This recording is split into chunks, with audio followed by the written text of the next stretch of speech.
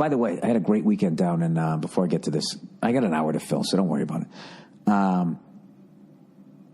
had a great weekend. I've just been in a real slump as far as writing new bits, just because my life has ground to a halt here.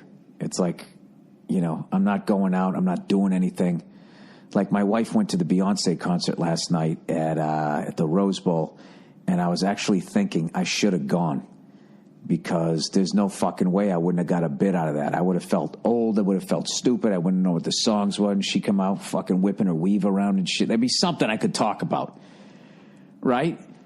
But instead, I went down to the Comedy Store and I did a couple of shows, and I actually went out. This is for other comedians that are out there, and I was just so fucking sick of doing the same shit and trying to make it work. Every once in a while, if you just go out there and you're just not thinking anything and you just start fucking talking, it works way better and it breathes new life into all your jokes. I just kind of went out there, and which is a very terrifying thing to do if you've never done that in stand-up, because you really feel like you're, do you remember in like The Matrix, when Keanu Reeves, they're trying to convince him to fucking step off that building and he's not going to fall to his death? All he has to do is believe. Was it that movie, or was it fucking Battlestar Galactica, Moonraker? I don't know one of those space movies, right? It wasn't even space, but sci-fi. He had to like believe it, and if you believe it, then you're fine. If you don't believe it, you actually fall to your death. This is sort of one of those things, but of course you're not going to die. You're just going to, metaphorically die on stage. Is basic stepping off the building is basically just leaving your act behind and just fucking just talking. So I just went out there and I just started riffing on the fact that I made a smart move by not going to Beyonce, because, when I went to Lady Gaga with my wife,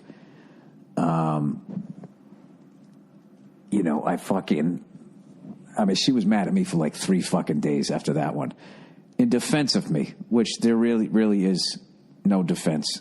I watched the Patriots. We lost, I think, to the Ravens in the playoffs during the day. So I was already drinking. I already had a good 6-pack in me. And then we took a car service to fucking Lady Gaga, and we went on the thing. And it was, I'm all about seeing the band. I want to see the drummer and all that type of shit. And she, on this tour, for whatever reason, it's her tour, it's her choice, whatever. She had him in like this house. There was a fucking house, and I couldn't see the drummer. There was like a window. I could kind of see his hands a little bit of his head, and that was it. And it was just like, what the fuck? I want to see the band. And I can't, it was so long ago, I don't remember what the fuck. But I just started telling that story, how I fucking pissed her off. And then if I went to the Beyonce thing, how I would just, when they sang like that independent woman song and everything, just the dirty looks I'd be giving most of the women there, knowing that they were full of shit and that they shouldn't be putting their hands up in the air, It was just a smart move that I didn't go. And my wife still has never gotten over my behavior at the Lady Gaga concert, to the point that I actually asked her to come on the podcast to talk about the Beyonce concert, and she just goes, no. And I tried not to laugh. I tried to hold it together. I go, what do you mean no? She goes, what do you think, I'm a fucking idiot? No. She goes, I'm not going on the podcast and giving you an opportunity to start trashing Beyonce. I go, I'm not going to trash Beyonce. Okay? I have to admit, she started showing me video clips of the concert, and she had it like the way she was we were on the couch, so she snuggled up next to me, so she's holding it kind of low to my, near my stomach, and like 3 times I started laughing, looking at the clips. And look, dude, I know she's way more talented than I could ever be. I don't even remotely put on a show like her, but there's just something funny to me about when everybody dances in unison and they have that, that angry look on their face. It's just the funniest. It's just like, what is the problem?